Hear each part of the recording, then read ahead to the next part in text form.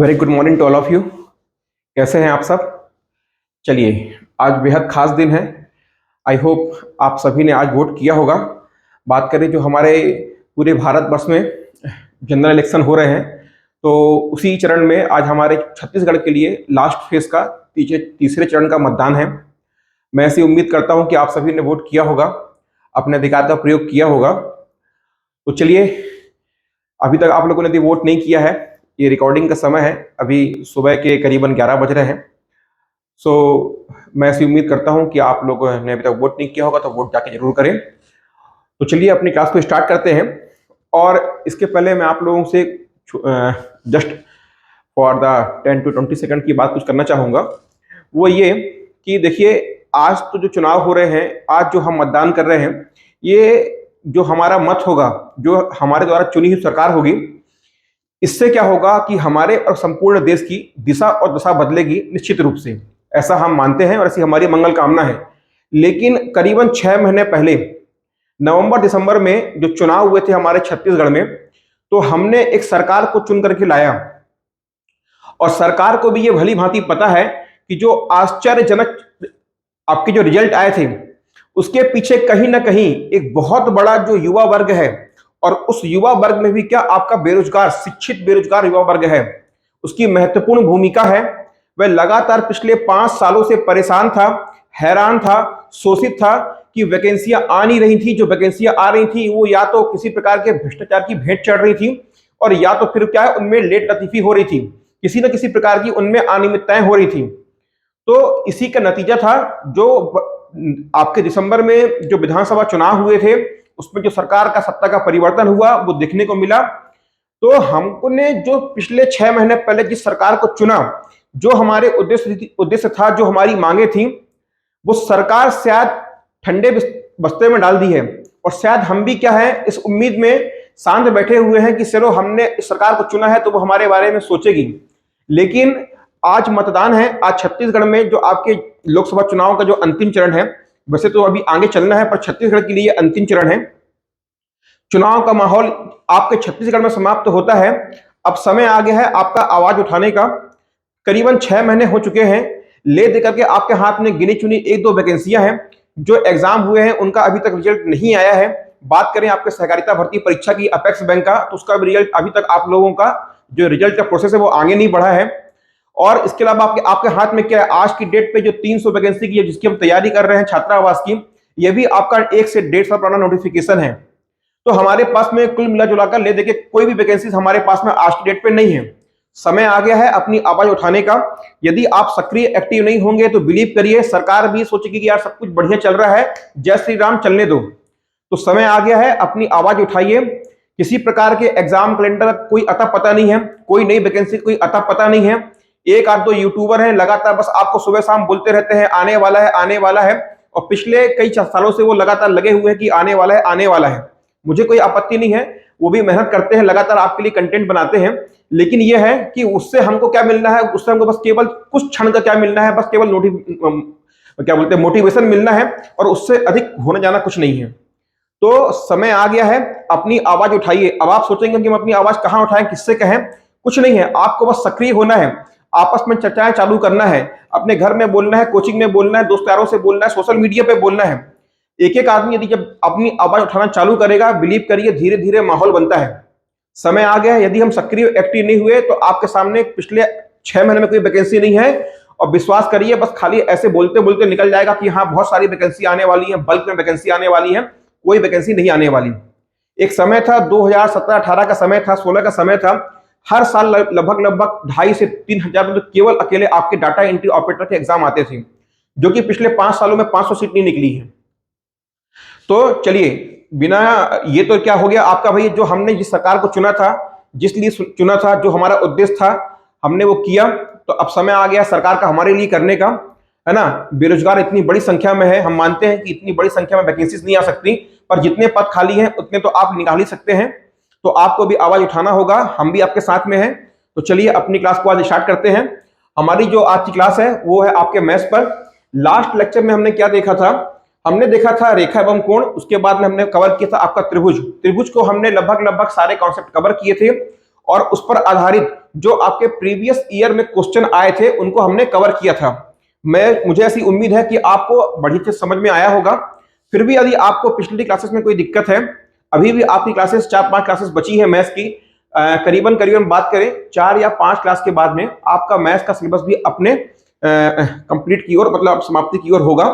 तो अभी समय है, आपको जो कुछ भी समय समझ में नहीं आता है बकायदा आप कमेंट्स में बताइए। इसके बाद में हम आगे बढ़ेंगे। जैसे ही आपके ये कंप्यूटर और मैथ्स का बात करें, शिक्षा का बाल मनोविज्ञान तो आपका कंप्लीट हो चुका है, तो लगभग लगभग आपका जो सिलेबस है 70% कवर हो चुका है। तो अभी समय है, आप क्या करिए कि आपको जो भी चीजें समझ में नहीं आती हैं आप वीडियो में लगातार अपने कमेंट्स करिए, ताकि आपके कमेंट्स को हम लगातार पढ़ते हैं और जो भी आपकी समस्याएं हैं उनका क्या कर सके, हम निवारण कर सके। तो चलिए बिना किसी देरी के अब क्लास को आगे बढ़ाते हैं। आज का हमारा नया टॉपिक क्या है आप बताइए, सामने आपको दिख रहा है क्या? वृत्त, सर्कल। जब मैं आपको रेखा एवं कोण पढ़ा रहा था तो उसी रेखा एवं कोण के टॉपिक में मैंने आपको लास्ट में उसी क्लास में एक चीज बताया था, क्या? बहुभुज। बहुभुज मैंने क्या बताया था? 2 या 2 से अधिक भुजाओं से बना एक बंद आकृति, क्लोज्ड आपका क्या शेप। वहां मैंने आपको बताया था कि किसी भी बहुभुज की मिनिमम 3 भुजाएं हो सकती हैं, और वो क्या होता है? त्रिभुज होता है। ऐसा बहुभुज जिसकी 4 भुजाएं होती हैं वो क्या होता है? चतुर्भुज होता है। लेकिन वहां हमने वृत्त की बात नहीं की थी। तो यहां समझिएगा कि वृत्त क्या है। वृत्त भी एक प्रकार का क्या है, देखिएगा, बहुभुज है। वृत्त एक अनंत भुजाओं वाला बहुभुज है। तो समझिए क्या, a circle is a polygon with the infinite sides. तो ये जो आपका वृत्त है ये भी क्या है? एक बहुभुज है। पर यहां पर कहीं रेखा की बात नहीं हो रही, किसकी बात हो रही है? भुजाओं की बात हो रही है, साइड्स की बात हो रही है। और कैसी? अनंत। कैसी? इनफाइनाइट्स। अनंत भुजाओं का क्या है? एक बहुभुज है। तो ध्यान रखिएगा कि जो आपका वृत्त है वो भी क्या है? एक अनंत भुजाओं वाला बहुभुज है। वृत्त की ये क्या है, आप परिभाषा देख रहे हैं, इसके सेकंड नंबर की परिभाषा क्या आती है? वृत्त एक बिंदु पथ है। कैसा है? बिंदु पथ मतलब क्या है? एक पॉइंट।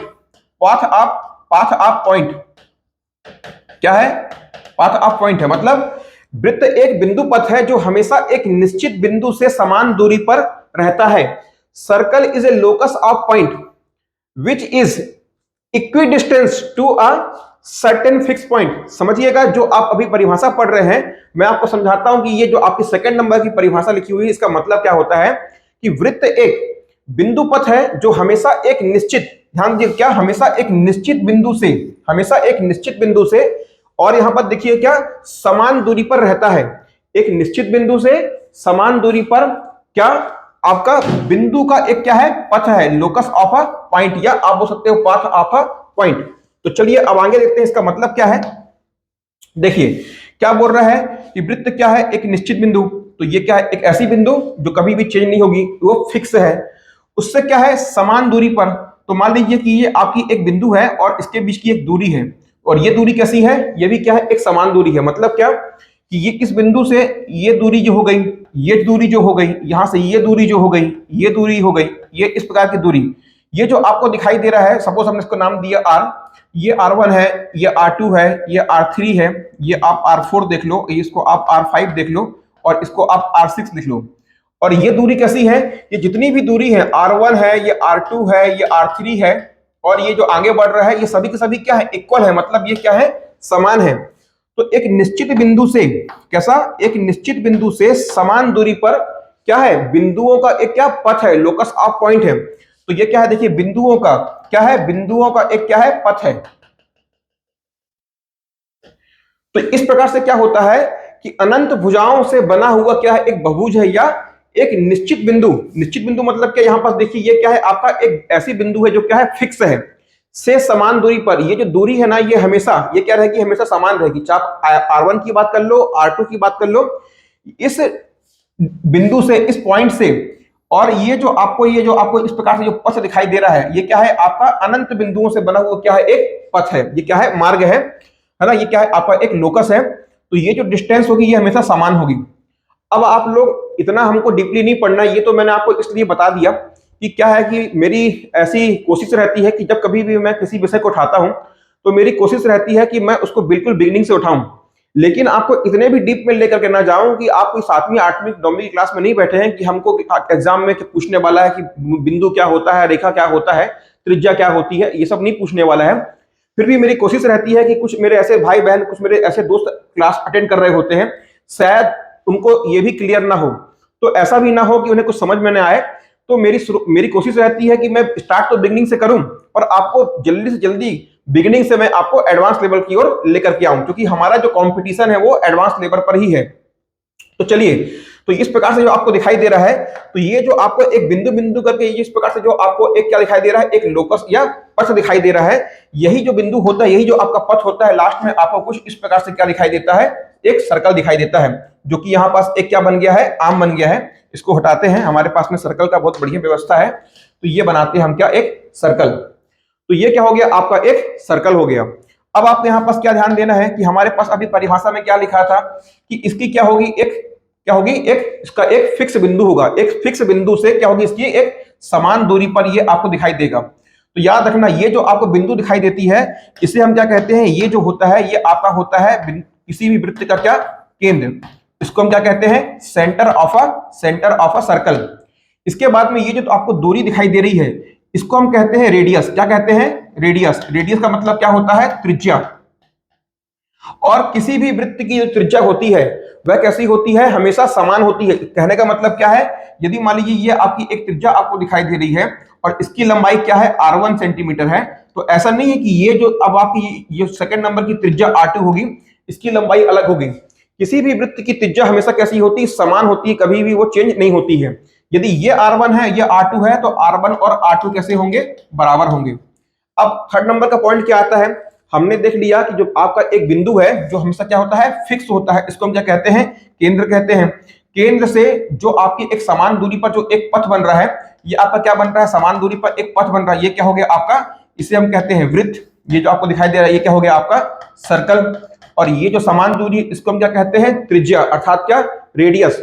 और ये जो आपका वृत्त बना हुआ है, क्या, ये जो आपका वृत्त बना हुआ है, इस वृत्त का एक चक्कर, मतलब मान लीजिए ये आपका स्टार्टिंग पॉइंट है, यहां से क्या करते हैं, आप एक पूरा चक्कर लगाते हैं। इस प्रकार से आप एक पूरा चक्कर लगाते हैं, तो ये चक्कर क्या कहलाता है, इसे हम कहते हैं वृत्त की क्या, परिधि। और वृत्त की परिधि का मतलब क्या होता है, इसको हम क्या कहते हैं, सरकमफेरेंस। ये क्या हो गया, वृत्त की परिधि हो गया। तो अभी वृत्त के बेसिक के लिए समझने के लिए इतना ही इंपॉर्टेंट है कि वृत्त क्या होता है, जो वृत्त का केंद्र क्या होता है, रेडियस क्या होता है, और वृत्त की परिधि क्या होती है। आपने पढ़ा होगा कि वृत्त की परिधि क्या होती है, वृत्त की परिधि क्या होती है, 2 पाई r। वृत्त की परिधि क्या होती है, 2 पाई r। तो यहां पास में आपका ध्यान रखना कि वृत्त की परिधि कितनी होती है, 2 पाई r। और वृत्त का क्षेत्रफल कितना होता है, पाई r स्क्वायर। लेकिन हम जो अभी सर्कल को कवर कर रहे हैं, हम अभी तक क्षेत्रफल, कहने का मतलब क्या, आपका एरिया वाला टॉपिक को स्टार्ट नहीं किए हैं। अभी जो हमारी जिस विषय को हम समझ रहे हैं, जो हम डील कर रहे हैं, वो किस पर है, बेसिकली हम अभी पढ़ रहे हैं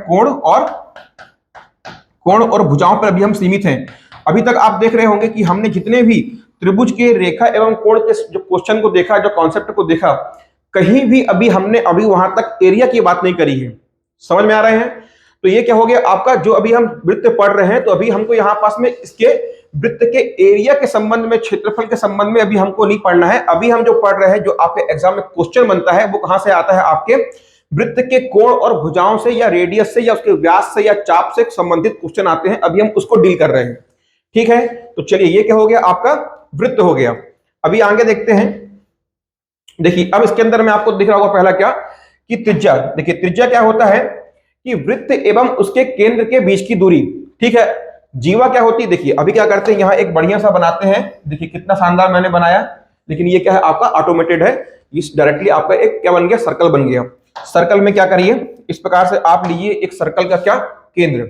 ये क्या होता है, एक फिक्स पॉइंट होता है। कभी भी सर्कल का जो केंद्र होता है, वृत्त का केंद्र होता है, कभी भी वो चेंज नहीं होता है। इसके बाद में क्या करिए, यहां हमने क्या ले ली, एक जीवा ले ली, सॉरी हमने क्या ले ली, एक त्रिज्या। उसको क्या दिया हमने नाम, r। इसके बाद में देखिए, जो आपका त्रिज्या क्या होता है, वृत्त एवं उसके केंद्र के बीच की दूरी। तो ये क्या हो गया आपका r जो दिखाई दे रहा है, वो क्या हो गया आपका त्रिज्या। फिर देखिए आपका सेकंड नंबर का कॉन्सेप्ट आता है, इसको हम कहते हैं जीवा।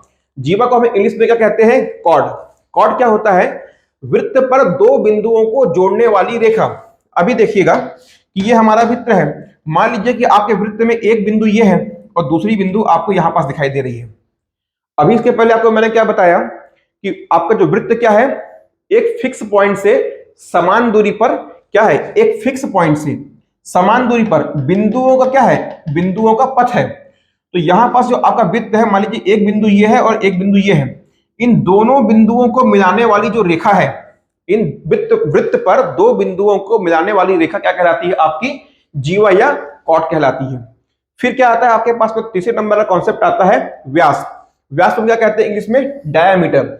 डायामीटर क्या होता है कि वृत्त के केंद्र से गुजरने वाली जीवा, देखिए एक्चुअल में क्या है, ये क्या है आपका वृत्त का केंद्र है। अभी आपने क्या देखा, जीवा।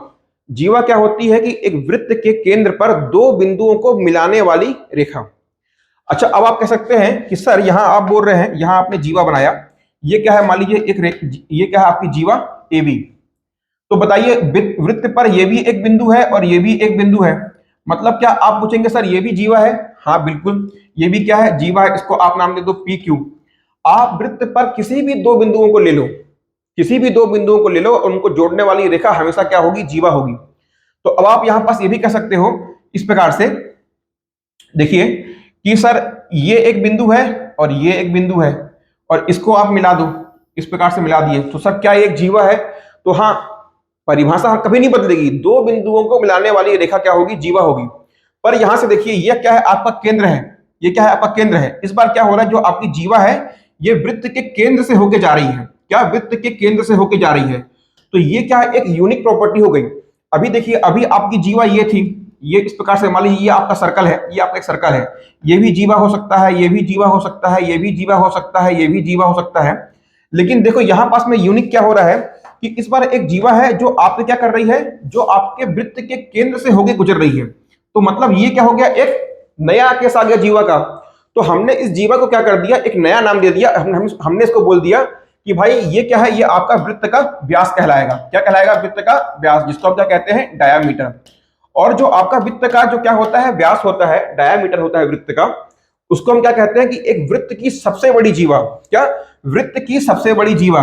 तो हो सकता है कि आपके एग्जाम में ये प्रश्न आ भी जाए कि एक वृत्त की सबसे बड़ी जीवा क्या होती है, तो क्या आप बताएंगे, वृत्त का व्यास या डायामीटर। तो ये क्लियर हुआ आपको यहां से कि व्यास क्या है, व्यास बेसिकली क्या है, एक प्रकार की जीवा ही है, लेकिन कैसी जीवा, जो वृत्त के केंद्र से होकर निकल रही है। और वह कैसी होगी, वह एक सबसे बड़ी जीवा होगी। खुद ही आप देख लो, आप PQ को देखो, बताओ आपको यहां से दिख रहा होगा, बताओ PQ बड़ा है या हमने दे दिया इसको, क्या हमने दे दिया इसको S और T नाम। बताइए PQ बड़ा है, AB बड़ा है या ST बड़ा है? तो आपको ऑब्वियसली दिखाई दे रहा होगा कि यहाँ क्या बड़ा है, आपका ST यहाँ बड़ा है। तो ये क्या हो गया, यहां से हमको क्या मालूम पड़ गया कि वृत्त की त्रिज्या क्या होती है, जीवा क्या होती है और व्यास क्या होता है। तो यहां पास अब आपको परीक्षा में कभी भी बार बार देखिए होता क्या है, जो नॉन मैथ्स बैकग्राउंड के बच्चे होते हैं, तो वो इससे क्या है, एक बार तो वो 9th 10th में 8th में पढ़ चुके हैं, पर काफी समय हो चुका है। तो ये टर्म होते हैं जीवा, व्यास, फिर क्या होता है आपके पास में आता है क्या, सेक्टर आता है, सेगमेंट आता है, मतलब वृत्त खंड आता है, त्रिज्या खंड आता है। तो कई बार क्या होते हैं कि हमको काफी समय हो चुका है पढ़े हुए, तो हमें वो शब्द याद नहीं आ पाते हैं। और एग्जाम में क्या होता है, जब कभी एग्जाम में हमको डायग्राम नहीं मिलता है, हमको कुछ वो क्या लिखित रूप में देता है, तो वहां बोलता है कि एक वृत्त है, उसका बिंदु O है, वहां से एक जीवा है जो प्रतिच्छेद करती है A और B को, तो हमारे क्या पल्ले नहीं पड़ता है। तो मेरा जो आज क्लास का जो फोकस रहेगा, तो आपको क्या समझाना कि यदि आपके क्वेश्चन में डायग्राम दिया हुआ है तो आप इजीली बना सॉल्व कर लोगे, वो तो मैं आपको बताऊंगा ही बताऊंगा। यदि डायग्राम नहीं दिया है तो उस क्वेश्चन के माध्यम से डायग्राम को कैसे डेवलप किया जाता है, और जितने भी आपके वृत्त से संबंधित जितने भी आपके थ्योरम्स हैं, जितने भी रूल्स हैं, सबको हम अपनी क्लास में कवर करने वाले हैं।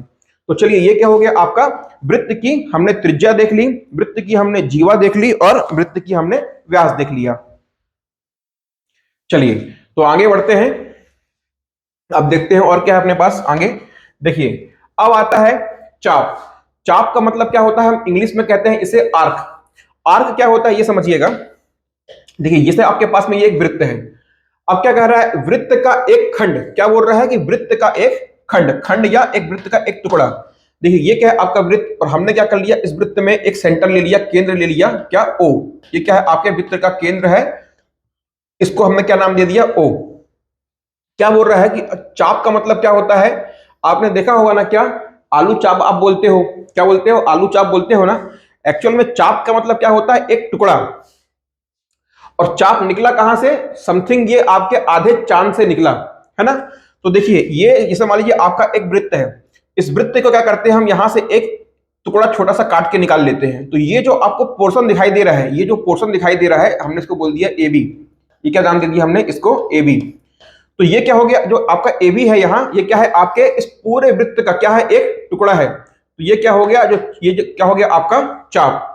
और जनरली जब आप चाप को डिनोट करते हो तो कैसे डिनोट करते हो, यदि ए बी लिखा हुआ है तो इसको आप आधा इस प्रकार से ऊपर चांद बना देते हैं। तो यदि कभी आपको इस प्रकार से लिखा हुआ आएगा तो आपको यहाँ से समझना क्या है कि ये क्या आपको डिनोट कर रहा है चाप। ये जो आपका साइन होता है ये क्या होता है, ये आपके चाप का साइन होता है या क्या होता है सिंबल होता है। ठीक है, अभी अगला ये देखिए, तो ये हमने क्या देख लिया कि वृत्त का एक टुकड़ा। इसके बाद क्या देखते हैं, त्रिज्या खंड। चलिए भाई फिर से यहां पास एक सर्कल बनाइए। अब देखते हैं क्या, चाप एवं दो त्रिज्या द्वारा निर्मित भाग। क्या, चाप एवं दो त्रिज्या द्वारा निर्मित भाग। चलिए भाई सबसे पहले यहां पास बनाओ एक केंद्र। अब क्या बोल रहा है चाप, तो सबसे पहले क्या कर लो, यहां पास आप एक चाप बना लो। ये क्या हो गया आपका ए बी, चाप अर्थात क्या आर्क। क्या बोल रहा है दो त्रिज्या, तो एक काम करते हैं, ये आपका केंद्र है, ये हमने लिया पहली त्रिज्या और ये हमने ली क्या दूसरी त्रिज्या। चाप एवं दो त्रिज्या के द्वारा क्या आपका निर्मित भाग। तो बताइए चाप क्या है आपका ए बी, ये आपको दिखाई दे रहा है। त्रिज्या क्या है, इसको हमने नाम लिया मान लीजिए ओ, तो ओ ए और ओ बी क्या है, यहां जो आपका ओ ए बराबर ओ बी बराबर क्या है वृत्त की त्रिज्या है। ये क्या हो गया वृत्त की त्रिज्या। और ये जो आपका ए बी है, ये ए बी क्या है, इसको आप बोलोगे क्या वृत्त का चाप। तो ये त्रिज्या खंड क्या होता है, इंग्लिश में कहते हैं सेक्टर। त्रिज्या खंड का मतलब होता है कि दो त्रिज्याओं और एक चाप के द्वारा जो क्षेत्र को जिस क्षेत्र का निर्माण हो रहा है वह क्या कहलाता है आपका त्रिज्या खंड या आपका सेक्टर कहलाता है। तो ये क्या होगा आपका, ये कहलाएगा तो आपका त्रिज्या खंड, त्रिज्या खंड। ठीक है, इसके बाद में देखिए अगला आपके पास में क्या आता है, फिर से आता है हमारे पास में एक आता है वृत्त खंड। देखिए क्या हो रहा है, अभी हम समझ रहे हैं वृत्त के खंड को समझ रहे हैं। तो पहला खंड क्या हुआ कि सिर्फ हमने वृत्त से एक टुकड़ा काट के निकाल लिया। अब क्या कर रहे हैं कि वृत्त से हम एक टुकड़ा काट के नहीं निकाल रहे हैं, साथ में क्या कर रहे हैं कि हमने दो मतलब एक चाप ले रहे हैं और दो त्रिज्या। तो एक दो त्रिज्या और एक चाप के द्वारा कितना क्षेत्रफल बन रहा है, क्या एरिया बन रहा है, उसको बाहर निकाल रहे हैं। इसके बाद में हमारे पास में क्या है, देखिए अब हमारे पास में क्या आ गया वृत्त खंड आ गया। इसका मतलब इंग्लिश में क्या होता है सेगमेंट। सेगमेंट में क्या है, ध्यान से देखिए, यहां भी एक चाप है और एक जीवा है। चाप और जीवा, अभी आपने देखा था कि जीवा क्या होता है, देखिए ये क्या है आपका एक वृत्त है, ये क्या है वृत्त का केंद्र है, नाम दिया ओ। अब क्या करते हैं, यहां से हम क्या करते हैं एक चाप काट लेते हैं, फिर से इसको हमने नाम दे दिया ए बी। और क्या बोल रहा है जीवा, क्या यहां दो जीवा बोल रहा है, नहीं, यहां क्या लिखा हुआ है चाप एवं जीवा, मतलब एक चाप और एक जीवा। तो ये क्या कर दिया हमने इस प्रकार से, जीवा क्या होती है कि वृत्त पर दो बिंदुओं को मिलाने वाली रेखा क्या होती है आपकी जीवा। तो यहां आपको एक पोर्शन दिखाई दे रहा है, तो आपका वृत्त खंड क्या हो गया। तो देखिए त्रिज्या खंड और वृत्त खंड, त्रिज्या खंड में क्या होगा कि त्रिज्याओं और चाप के द्वारा बना गया भाग, वृत्त खंड में क्या होगा आपके जीवा और चाप के द्वारा निर्मित किया गया भाग। तो वृत्त खंड क्या हो गया, ये आपको जो दिखाई दे रहा है ये क्या हो गया आपका वृत्त का एक खंड, पूरे वृत्त का क्या एक टुकड़ा। ये क्या हो गया आपका त्रिज्या खंड, दो त्रिज्याओं और चाप के द्वारा निर्मित एक खंड, ये क्या हो गया आपका त्रिज्या खंड। हो रहा है क्लियर, ये बिल्कुल बेसिक है। अभी जो हमारा एडवांस है, जो हमारे एग्जाम ओरिएंटेड अभी वो कंटेंट स्टार्ट भी नहीं हुआ है, बहुत ही सिंपल है। तो कुछ भी ऐसा आपको उस पर लोड नहीं लेना है कि भाई हमको समझ में नहीं आ पा रहा है या हमारे समझ से बाहर हो रहा है, बेहद आसान है। कुछ भी आपको यहाँ पास लोड लेने की जरूरत नहीं है। भाई समझ में आ रहा हो तो ठीक, नहीं समझ में आ रहा हो तो ठीक। मेरी क्या जिम्मेदारी बनती है कि मैं आपको क्वेश्चन आपसे जो एग्जाम में आने हैं वो आपसे बनना चाहिए। तो मैं लेयर बाय लेयर क्या आपके भूमिका बांध रहा हूं, तो कहीं भी आपको टेंशन नहीं लेना है। यदि आपको समझ में नहीं आता है, अंतोगत्वा आपको एग्जाम में प्रश्न बनना चाहिए, मेरी वो जिम्मेदारी है और वो आपको मैं अंतिम में करवा के दूंगा। ठीक है, चलिए तो आगे देखते हैं। अब क्या आता है हमारे पास में, अब हमारे पास में आता है केंद्रीय कोण, फिर दूसरा होता है परिधि कोण और तीसरा होता है समकेंद्रीय वृत्त। देखिए ये केंद्रीय कोण का मतलब क्या होता है, केंद्रीय कोण से आपको दिखाई दे रहा है क्या सेंट्रल, क्या दिखाई दे रहा है यहां से सेंट्रल एंगल, केंद्रीय कोण। परिधि कोण मतलब क्या, कि इंस्क्राइब्ड, परिधि कोण को इंग्लिश में कहते हैं इंस्क्राइब्ड एंगल, है ना। तो पहले इन दो को समझते हैं, ये होते क्या है, इनको देखिए। सबसे पहले क्या करना है कि आपको यहाँ एक वृत्त लिया और ये हमने यहाँ एक वृत्त लिया। चलिए, क्या बोल रहा है, केंद्रीय कोण। केंद्रीय कोण का मतलब ये होता है कि आपके केंद्र पे, आपके वृत्त की परिधि से, वृत्त की परिधि से, क्या, वृत्त की परिधि से केंद्र पर बनाया गया कोण क्या होता है, केंद्रीय कोण होता है। देखिए, मान लीजिए कि वृत्त पर दो बिंदु हैं इस प्रकार से ए और बी, ए और बी, तो इसको आप या तो चाप बोल लो, सॉरी, या तो आप इसको क्या बोल लो, चाप बोल लो, या इसको आप जीवा बोल लो, या बोल लो कि वृत्त के दो बिंदु से केंद्र पर बनाया गया कोण, क्या, वृत्त के दो बिंदु से। तो देखिए क्या है, जैसे मान लीजिए आपका एक वृत्त है, तो वृत्त पर आप दो बिंदु लेते हैं, तो एक बिंदु आपने इधर लिया, एक बिंदु आपने ये लिया, और ये क्या है, आपके वृत्त का केंद्र। तो वृत्त के दो बिंदु से केंद्र पर जो बनाया हुआ कोण होगा वो क्या होगा, आपका केंद्रीय कोण या आपका सेंट्रल एंगल कहलाएगा। इसके बाद में क्या बोल रहा है, परिधि कोण। परिधि कोण का मतलब क्या, देखिए ये क्या है, आपकी वृत्त की क्या है, परिधि है। तो वृत्त के किन्हीं दो बिंदुओं से, क्या, वृत्त के किन्हीं दो बिंदुओं से परिधि पर बनाया गया कोण। देखिए अभी कोण कहां बन रहा था, अभी कोण कहां बन रहा है आपके, ये आपके बन रहा है केंद्र पर। अभी कोण कहां बन रहा है, वृत्त के दो बिंदु, मान लो बिंदु ए और बी है, दो बिंदु से आपके परिधि पर बनाया गया कोण, वो क्या होगा, आपका परिधि कोण होगा। इसके बाद में एक कॉन्सेप्ट क्या आता है, यहां पर देखिएगा, समकेंद्रीय वृत्त, कंसेंट्रिक,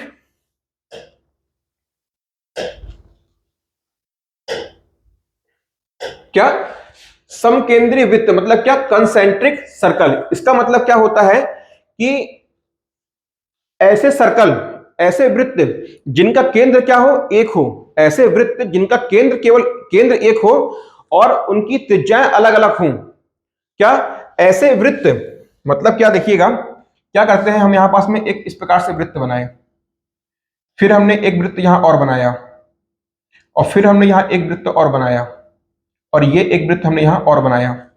अभी देखिए क्या बोल रहा है, समकेंद्रीय मतलब कि हर हाल में आप एक वृत्त बनाओ, दो वृत्त बनाओ, तीन वृत्त बनाओ, आपकी मर्जी, आप चाहे जितने भी सर्कल बनाएं, लेकिन उनका केंद्र क्या होगा, एक ही होगा, और उनकी त्रिज्याएं क्या होंगी, अलग अलग होंगी। जैसे देखिए ये क्या है आपका, मान लीजिए केंद्र ओ है, ये क्या है आपका सर्कल नंबर 1 है, ये सर्कल नंबर 2 है, ये क्या है आपका सर्कल नंबर 3 है, और ये क्या है आपका यहाँ सर्कल नंबर 4 है।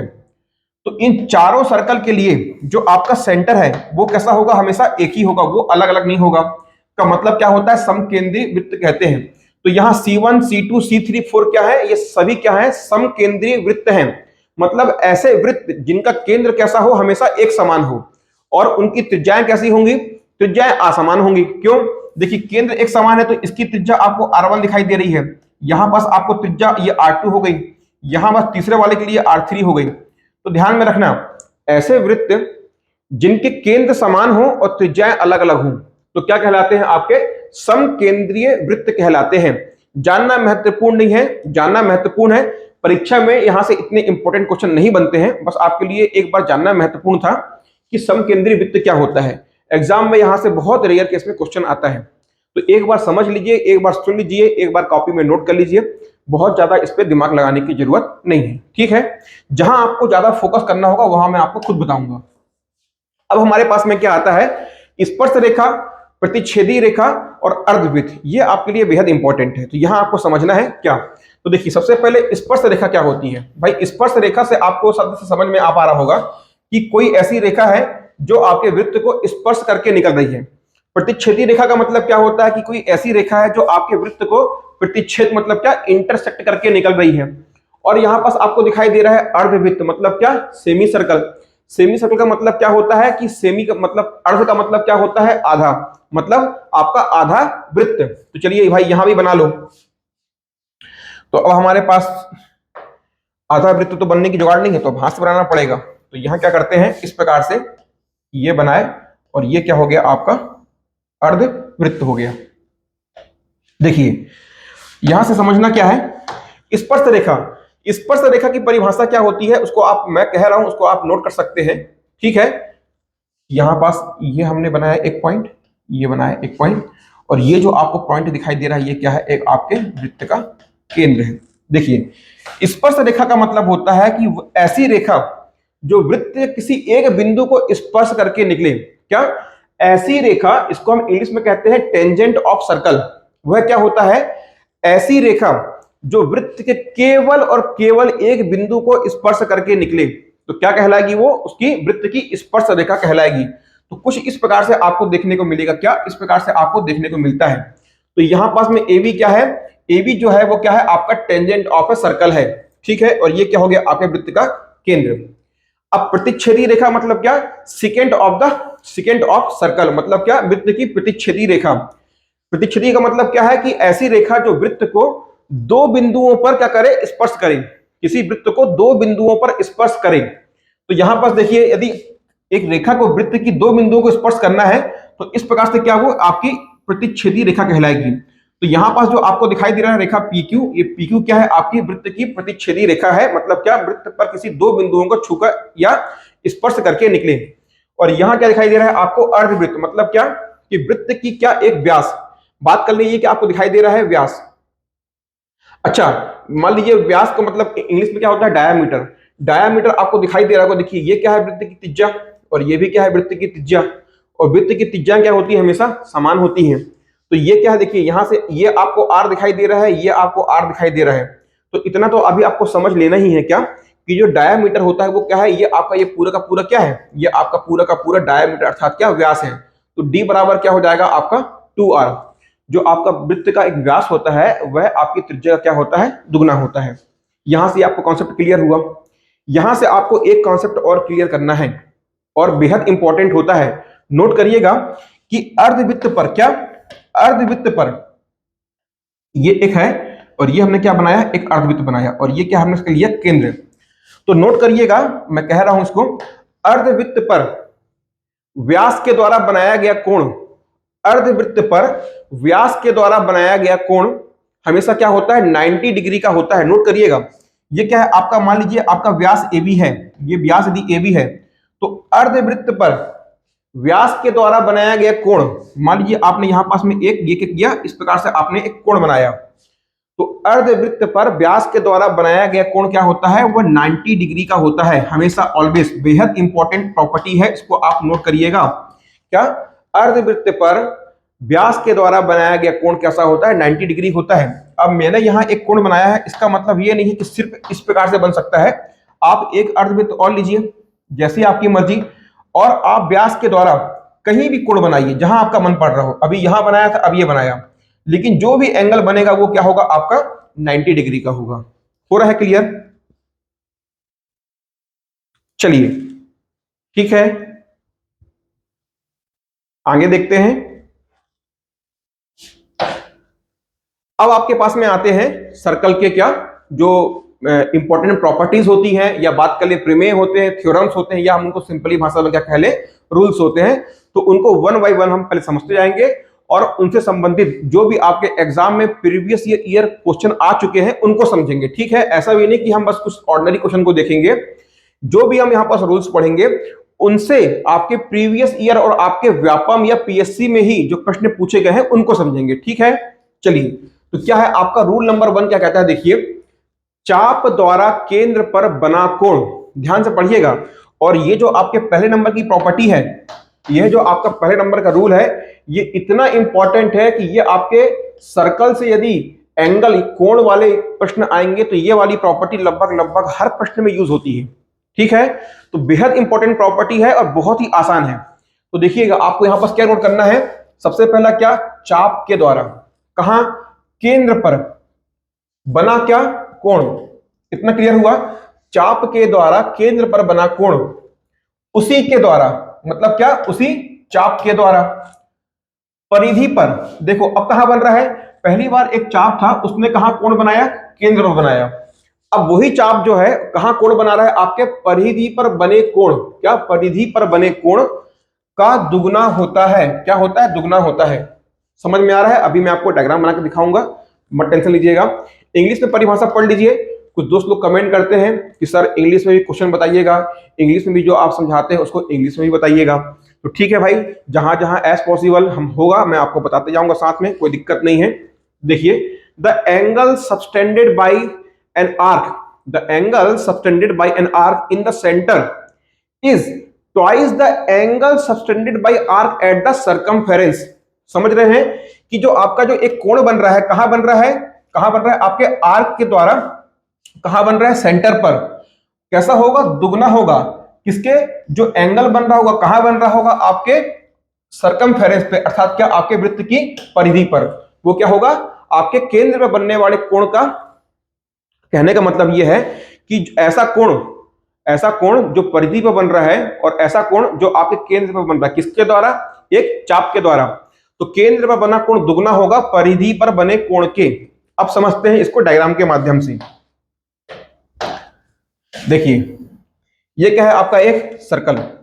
चलिए भाई, सर्कल में सबसे पहले लेते हैं एक क्या, केंद्र। अब देखिए क्या बोल रहा है, सबसे पहले आपको चाप। तो एक काम करो, यहां हमने क्या कर लिया, इस प्रकार से एक चाप ले लिया, इसको हमने नाम दे दिया ए, और ये क्या हो गया आपका बी। ये क्या हो गया आपका चाप ए बी। क्या बोल रहा है कि एक चाप के द्वारा केंद्र पर बना कोण, तो ये क्या है, आपके केंद्र पर बन गया एक कोण, इसको हमने नाम दे दिया क्या, इसको हमने नाम दे दिया एक्स। उसी चाप के द्वारा, किसके, चाप ए बी द्वारा वृत्त की परिधि पर बना कोण, वृत्त की परिधि पर बना कोण। तो वृत्त की परिधि पे क्या बन गया, एक कोण बन गया, इसको हमने क्या नाम दे दिया, वाई। वृत्त की परिधि पर बना कोण के क्या होता है, दुगना होता है। इसका मतलब क्या है, ये जो आपका एंगल एक्स है, क्या, ये जो एंगल एक्स है, ये दुगना होगा किसका, ये दुगना होगा जो आपकी परिधि पर कोण बन रहा है, मतलब क्या, कोण वाई का क्या होगा, दुगना होगा। हो रहा है क्लियर। तो यहां जो एंगल एक्स बन रहा है, इस वाई का क्या होगा, दुगना होगा। या बात कर ले यहां पास, इसी को आप क्या लिख सकते हो कि जो आपका एंगल वाई होगा वो क्या होगा, आपके एंगल एक्स का क्या होगा, आधा होगा। भाई कोण एक्स बराबर कितना है, दुगना ऑफ, मतलब 2 टाइम्स ऑफ वाई। तो वाई क्या होगा, ये भाग, ये दो को आप नीचे लेके जाओ, तो वाई बराबर क्या होगा, एक्स का आधा। समझ में आ गया। तो ये क्या है, आपकी सबसे पहली प्रॉपर्टी है कि एक चाप के द्वारा, देखो ये आपका क्या है, चाप तो आपका फिक्स है, ये ए बी है। तो ए बी क्या कर रहा है, एक बार आपके केंद्र पर कोण बना रहा है, उसको हमने बोला एक्स। और यही ए बी क्या कर रहा है, एक बार आपके परिधि पर, ये क्या है, देखो ये क्या है आपकी, ये क्या है, ये वृत्त की परिधि है। तो क्या कर रहा है, अब वृत्त की परिधि पे कोण बना रहा है, तो उसको हमने क्या नाम दे दिया, वाई। तो जो केंद्र में बना कोण होगा, परिधि पर बने कोण का दुगना होगा। ठीक है। अच्छा, अभी आप कहेंगे सर कि इस प्रकार से बनाया है, और किसी प्रकार से बन सकता है क्या। तो देखिए यहां हम क्या करते हैं, एक सर्कल लेते हैं। अब क्या करते हो आप, यहां पास में एक, ये आपने लिया एक सेंटर, और ये आपने ले लिया एक चाप। चाप को हमने क्या नाम दिया, ए बी। ए बी ने क्या किया, एक आपके वृत्त के केंद्र पर एक कोण बना दिया। अब क्या हो सकता है, और किस तरह से बन सकता है, ये चाप के द्वारा कुछ ऐसा बन सकता है कोण, या क्या हो सकता है, यही चाप है, ये ऐसा बन सकता है, दिखाई दे रहा है। तो ऐसा नहीं कि सिर्फ ये इस प्रकार से आपको दिखाई दे रहा है तो ये है, ये आपने एक बनाया, ये इसका केंद्र है, ये इस प्रकार से लिया, तो ये क्या है, आपका चाप ए बी है। ये क्या बना, केंद्र पर कोण बना। और कैसा बन सकता है, इसी चाप के द्वारा ये इस प्रकार से भी एक एंगल बन सकता है, दिख रहा है आपको। तो क्या है कि यही चाप, मतलब क्या है, चाप यही, देखिए ये इसकी चाप की लंबाई चेंज नहीं हो रही, चाप ए बी है, मतलब चाप चाप बार बार बोल रहे हैं, मजा नहीं आता है बोलने में, आर्क बोलते हैं, थोड़ा अच्छा लगता है ना, सुनने में भी बोलने में भी। तो जो आपका आर्क ए बी है, एक बार क्या कर रहा है, आपके केंद्र में बना रहा है, और यही जो आपका आर्क ए बी है, ये इस प्रकार से क्या कर रहा है, आपके परिधि पर बना रहा है। ये या तो ऐसा भी हो सकता है, ये इस प्रकार से भी हो सकता है। हो रहा है क्लियर। तो हर हाल में क्या होगा, जो आपका केंद्र में बना कोण होगा, वो परिधि पे बने कोण का क्या होगा, दुगना होगा। सबसे इंपॉर्टेंट प्रॉपर्टी पूरे सर्कल की, तो नोट करिए इसको। हो रहा है क्लियर। चलिए, ये क्या हो गया आपकी प्रॉपर्टी नंबर 1, और बेहद इंपॉर्टेंट प्रॉपर्टी है समझने के लिए एग्जाम पॉइंट ऑफ व्यू से। सेकंड नंबर पे देखिए क्या बोल रहा है, समान चाप द्वारा निर्मित, अर्थात क्या, सेम आर्क द्वारा निर्मित वृत्त पर एक ही खंड में बने कोण समान होते हैं। Angle in the same segment of a circle made by same arc are equal. समझते हैं इसके डायग्राम से, वृत्त के माध्यम से। देखिए ये क्या है, आपके पास में एक वृत्त है। अब क्या कहते आ रहा है, उसको लाइन बाय लाइन बनाते जाते हैं। सबसे पहले क्या कर लिया हमने, वृत्त का एक केंद्र ले लिया ओ, ये हमेशा आपको समझना है ओ, और ये क्या हमेशा फिक्स रहेगा। अब क्या बोल रहा है, समान। समान का मतलब क्या, इक्वल, मतलब यहां पास में क्या, एक चाप की बात हो रही है। समान शब्द का यूज कर रहा है मतलब क्या, इक्वल की बात कर रहा है मतलब क्या, यहां पास एक से अधिक चाप है। समान चाप के द्वारा मतलब एक ही चाप के द्वारा, समझिएगा यहां पास में इक्वल का मतलब क्या हो रहा है, समान चाप मतलब एक ही चाप, सॉरी यहां पास डबल नहीं होगा, समान मतलब क्या, एक ही चाप की बात कर रहा है कि एक ही चाप, यहां पास जो समान आपको दिख रहा है इसका मतलब क्या है, एक ही चाप। समान चाप के द्वारा ना वृत्त वृत्त एक ही खंड में बने वृत्त के, है ना, ये आप यहां पास नोट कर लेंगे, वृत्त के एक ही खंड में बने कोण समान होते हैं। देखिए हम क्या कर रहे हैं, ये मान लीजिए यहां पास में एक हमने ले लिया चाप, ये इस प्रकार से क्या कर लिया हमने, एक चाप ले लिया, इस चाप का, इस आर्क का हमने नाम दे दिया ए बी। ये इस प्रकार से क्या बोल रहा है कि एक ही चाप के द्वारा वृत्त के एक ही खंड, देखिए वृत्त का भी हमने वृत्त खंड देखा था ना, कैसा देखा था वृत्त का खंड, इस प्रकार से हमने देखा था, ये इस प्रकार से आपने देखा था कि क्या आपका एक आर्क और जीवा के द्वारा बना हुआ क्षेत्रफल क्या कहलाता था, आपका वृत्तखंड। तो ये क्या है, आपका वृत्त का पहला खंड है और ये क्या है, आपके वृत्त का दूसरा खंड है। तो क्या बोल रहा है कि वृत्त के एक ही खंड में, मतलब जो भी एंगल बनेगा वो आपके वृत्त के एक ही खंड में बनेगा, इसकी बात कर रहा है। ऐसा नहीं है कि आपका एक एंगल इधर बन गया और दूसरा एंगल यहां बन गया, ये बात नहीं कर रहा है कि समान, अब समझिएगा इसको छोड़िए अभी, अब देखिए समान चाप मतलब हमारे पास में हमने एक चाप ले लिया ए बी, वृत्त के एक ही खंड में जो कोण बनेगा वो कैसा होगा, समान होंगे या बराबर होंगे। कहने का मतलब ये है कि यहां पास में क्या किया, इस प्रकार से एक एंगल बनाया, किसके माध्यम से, इस आर्क के माध्यम से, ये बन गया आपका मान लीजिए एंगल एक्स। अब क्या करते हैं कि इसी आर्क के माध्यम से एक और एंगल बनाते हैं, इसको हमने कुछ इस प्रकार से बनाया। देखिए पहली बार में भी हम इसी आर्क का प्रयोग करके हमने ये वाला एंगल एक्स बनाया था, दूसरी बार भी इसी ए बी का प्रयोग करके हम क्या बना रहे हैं, एक एंगल वाई बना रहे हैं। तो अब देखिए यहां पास में कहीं भी क्या केंद्र में बनने वाले कोण की बात हो रही है, नहीं हो रही है, किसकी बात हो रही है, आपके वृत्त के खंड, वृत्त के, देखिए समान चाप द्वारा वृत्त के, क्या वृत्त के मतलब क्या, अब क्या बन रहा है, आपके वृत्त में बन रहा है, अभी यहां पास केंद्र की बात नहीं हो रही है। तो यहां पास मैं इसको रिमूव करता हूं आपको समझाने के लिए। देखिए ये हुआ क्या है, ये हमने लिया चाप, इसको हमने नाम दिया ए बी, वृत्त पर हमने एक बनाया क्या, कोण। अब क्या करते हैं, इसी चाप के माध्यम से, किसके माध्यम से, इसी एबी के माध्यम से एक और चाप बनाते हैं, ये हमारा क्या बन गया, इसको हमने नाम दे दिया मान लीजिए एक्स, ये बन गया वाई। और बन सकता है आपकी मन, और आप बना लो, ये आपने तीसरा बना लिया, इसको हमने नाम दे दिया जेड। तो एक ही चाप के द्वारा वृत्त पर जो कोण बनेगा वो कैसे होंगे, बराबर होंगे। कहने का मतलब यहां पास जो आपका एंगल एक्स होगा वो एंगल वाई के बराबर होगा। बहुत ही ज्यादा इंपॉर्टेंट प्रॉपर्टी ये भी है। चलिए तो आपकी प्रॉपर्टी नंबर सेकंड क्या हो गई कि एक ही चाप या आर्क के द्वारा वृत्त पर जो कोण बनेंगे वो क्या होंगे, बराबर होंगे। ठीक है, तो यहां पास में एंगल एक्स एंगल वाई के बराबर होगा। यहां बात कर लें तो जो आपका कोण एक्स होगा वो कोण वाई के बराबर होगा और वो कोण क्या जेड के बराबर होगा। क्लियर हो रहा है। अच्छा यहां से आपको एक बात और समझना है, मैं आपको यही सिखाता हूं, यहां समझिएगा। ये मान लीजिए आपने एक क्या बनाया, सर्कल। अभी बात किसकी हो रही है, बात हो रही है यहां चाप की।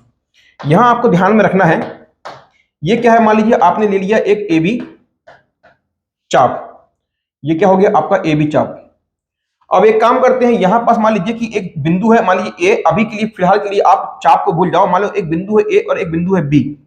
इस बिंदु ए और बी को क्या कर दिया, जो मिलाने वाली रेखा होगी वो क्या कहलाएगी, वृत्त की जीवा कहलाएगी। क्या, वृत्त का कॉट कहलाएगा, सर्कल का कॉट कहलाएगा।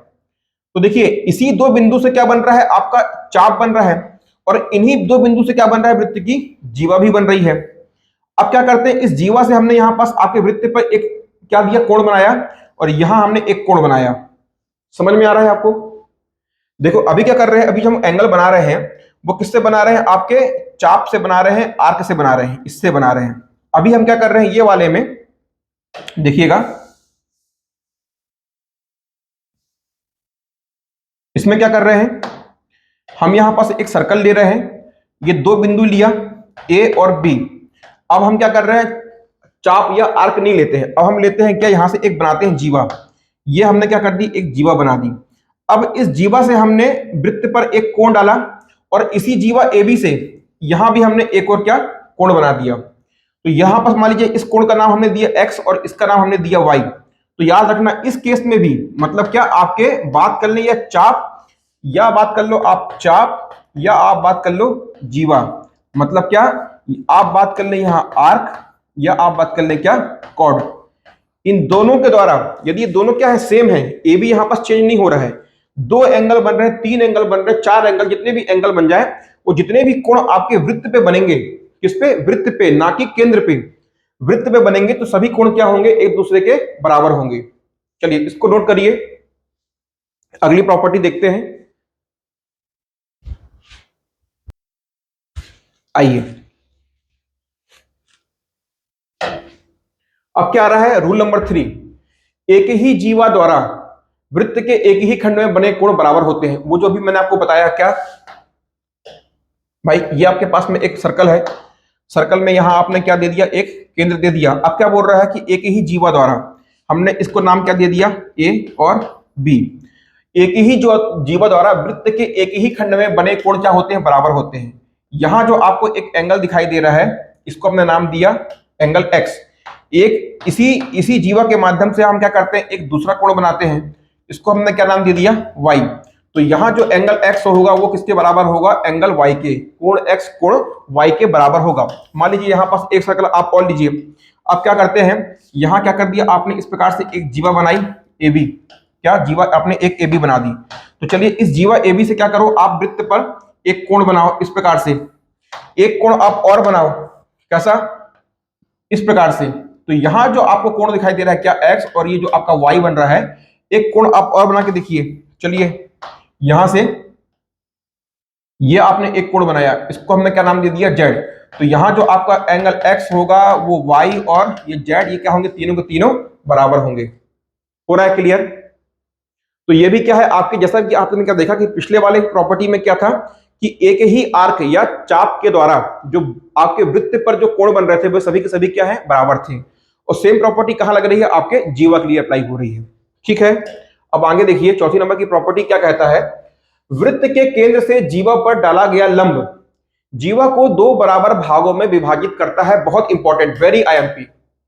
ठीक है, यहां से कम आपके व्यापक एग्जाम में पिछले सालों में बात करें 5 से 7 क्वेश्चन यहां से आ चुके हैं। वृत्त के केंद्र से जीवा पर डाला गया लंब जीवा को दो बराबर भागों में विभाजित करता है। The perpendicular drawn from the centre of the circle of the chord is divided the chord into the two parts. मतलब क्या, देखिए ये क्या आपके पास में एक वृत्त है।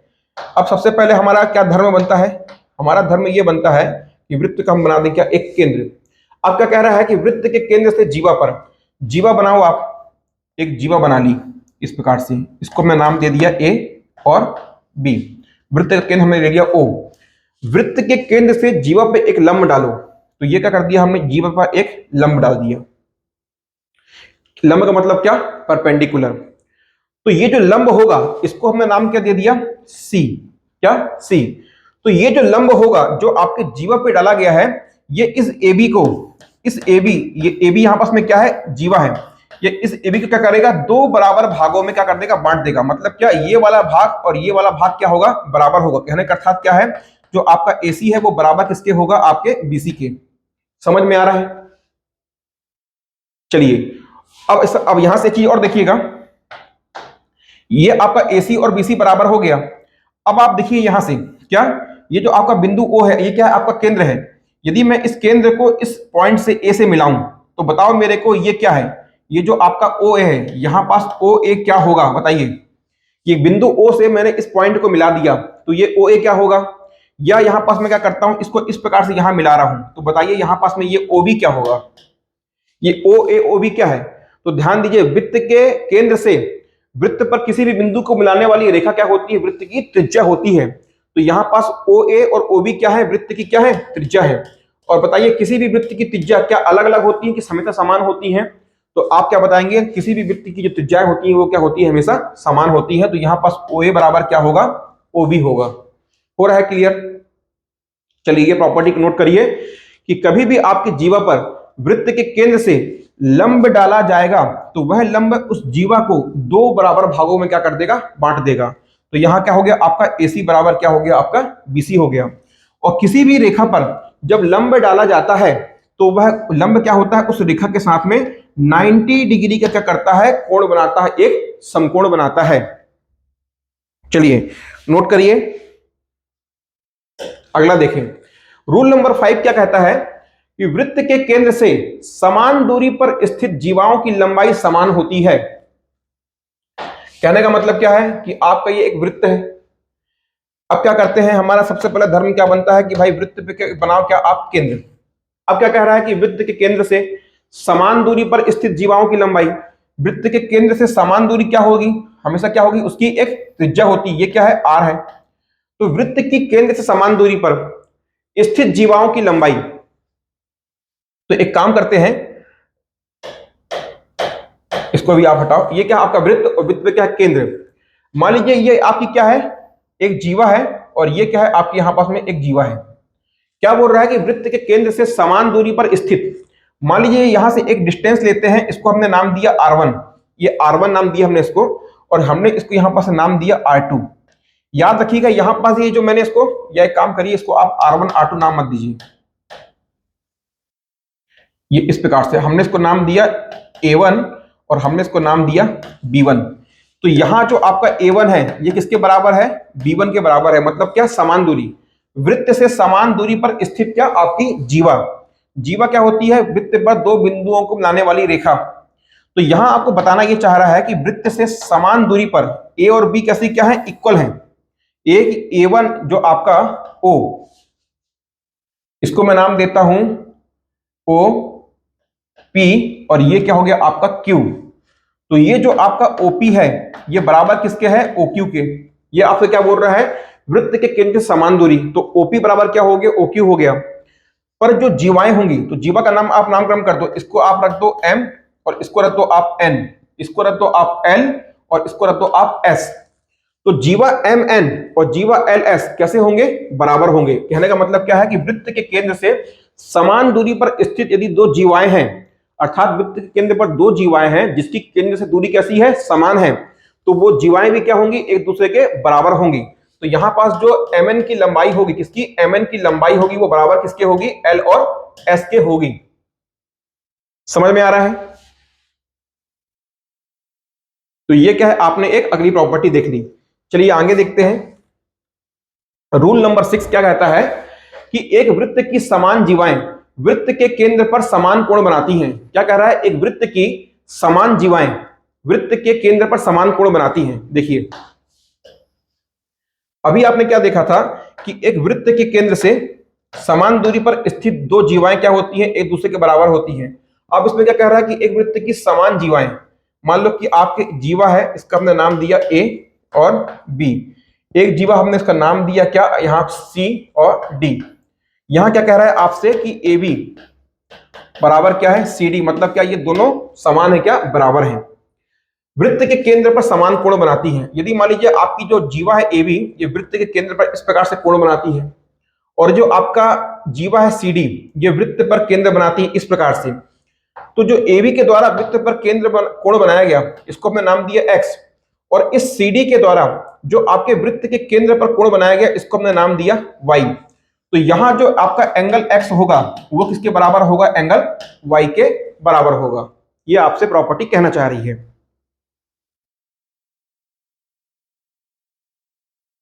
ठीक है, चलिए तो ये क्या हो गया आपका प्रॉपर्टी नंबर 6।